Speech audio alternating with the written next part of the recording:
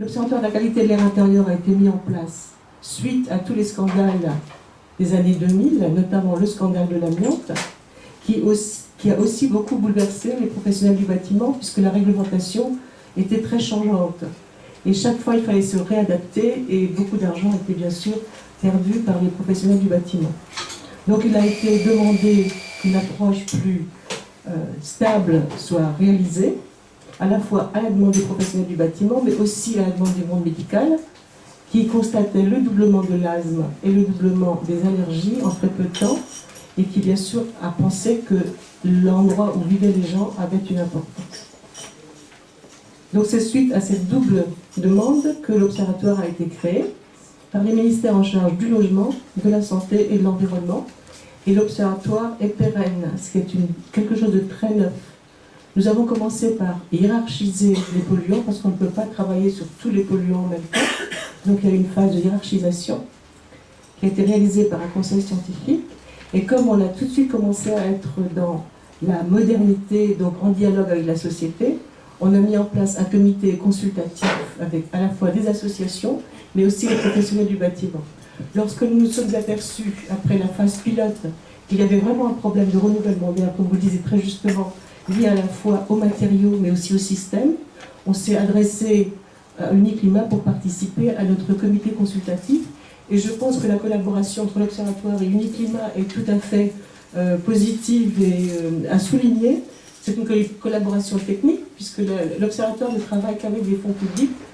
Je crois que les professionnels du bâtiment étaient assez perturbés par le fait que la recherche sur l'amiante avait été très largement financée par les industriels de l'amiante, et les objectifs étaient fixés avant même que les recherches ne démarrent. Donc là, les pouvoirs publics ont décidé de fonctionner différemment, et le dialogue avec Uniclimat est à la fois un dialogue technique, mais aussi d'organisation de la filière, je pense que vous allez l'expliquer, pour que les professionnels puissent faire une offre qui corresponde aux besoins. Donc cet observatoire a commencé par une étude sur l'ensemble des logements en résidence principale de la France entière. Les résultats ont été rendus publics lors d'ateliers, et actuellement nous travaillons sur les bureaux et nous travaillons sur les écoles, avec un nombre très important de polluants.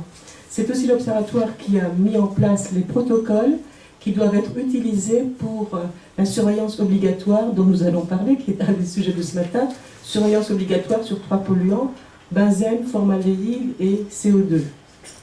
Et normalement, effectivement, en janvier 2015, tous les établissements recevant des enfants en petite classe, donc crèche et école, devraient être aux normes par rapport à la qualité de l'air intérieur. Mais sans que ce ne soit rendu public, nous avons appris par la bande que le ministre de l'Environnement ou la ministre de l'Environnement a probablement changé son fusil d'épaule et que cette politique allait être modifiée, mais sans qu'on en soit officiellement avisé.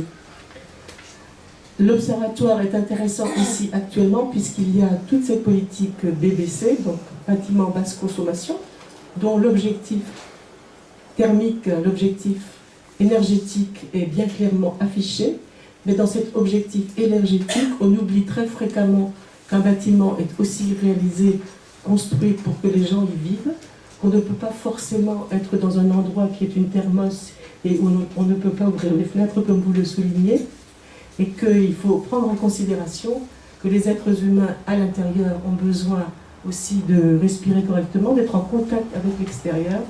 Leur santé en dépend, tout comme dépend du renouvellement d'air, la santé du bâtiment en lui-même.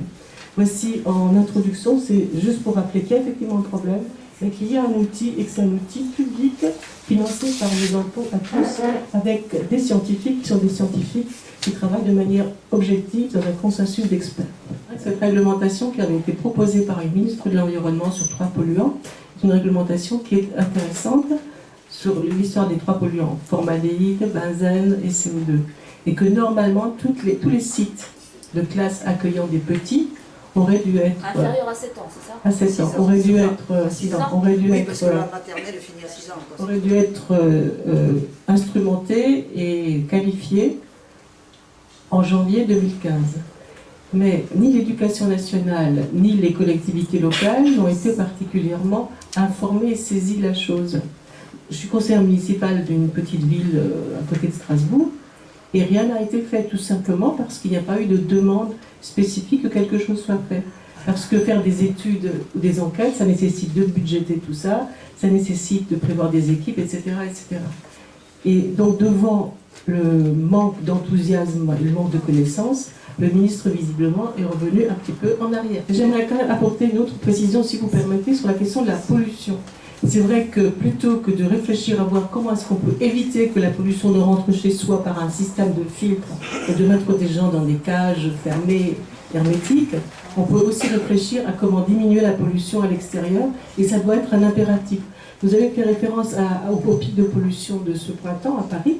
Ce pic de pollution était lié à des conditions atmosphériques, était lié aussi bien sûr au trafic comme d'habitude, mais également, et ça n'a pas été dit, c'est en France, mais ça nous a été présenté en Conseil national de l'air, ça a été dû aux épandages. Parce que dans le nord-ouest, tous les agriculteurs ont épandu en même temps les pesticides, etc.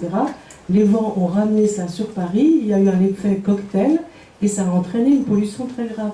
Donc réfléchissons quand même toujours de manière tout à fait globale. J'aimerais encore faire une autre remarque qui concerne le renouvellement d'air. J'aime bien le fait que vous utilisiez le terme de renouvellement d'air. Parce qu'il y a le renouvellement d'air avec l'aération. Et c'est l'aération qui n'est pas suffisante. Mais la ventilation naturelle est un vieux système qui a été appliqué jusque vers les années 70. Par exemple, vous avez fait référence au fait que je suis de Strasbourg. À Strasbourg, une partie des cheminées qu'on voit dans les immeubles du centre de Strasbourg ne sont pas des cheminées d'évacuation de fumée, ce sont des cheminées de ventilation. Parce que la ventilation naturelle est un système que les architectes connaissaient bien autrefois et utilisaient pour faire de la bonne évacuation, de la bonne ventilation. Et ensuite, il y a la ventilation mécanique et la ventilation mécanique double flux. C'était une petite précision que je tenais à faire. Je réagis en élu local. Les investissements pour le double flux sont souvent très importants et pas toujours indispensables. Comme vous disiez fort justement, ça dépend aussi du site, du contexte direct, etc., du climat, de l'endroit, du lieu géographique. Donc ça, il faut le prendre en ligne de compte. Et deuxièmement, sur les systèmes de ventilation de ce type, il y a souvent le problème du bruit. Et les gens ne supportent pas de vivre avec un bzzz constant. On peut le supporter au bureau, mais à la maison, c'est pas possible. Absolument. Et enfin, pour terminer, par rapport même au système mécanique, je suis, Suzanne, d'accord avec toi qu'il faut peut-être un système mécanique, mais globalement, c'est pas toujours obligatoire, et il n'est pas obligatoire que ça fonctionne tout le temps. On peut aussi mettre en place, on peut moduler, on peut mettre en place une pendule, etc., pour que ce soit au moment où il y a une forte demande le matin, le soir, mais qu'on n'ait pas quelque chose qui soit de manière mécanique.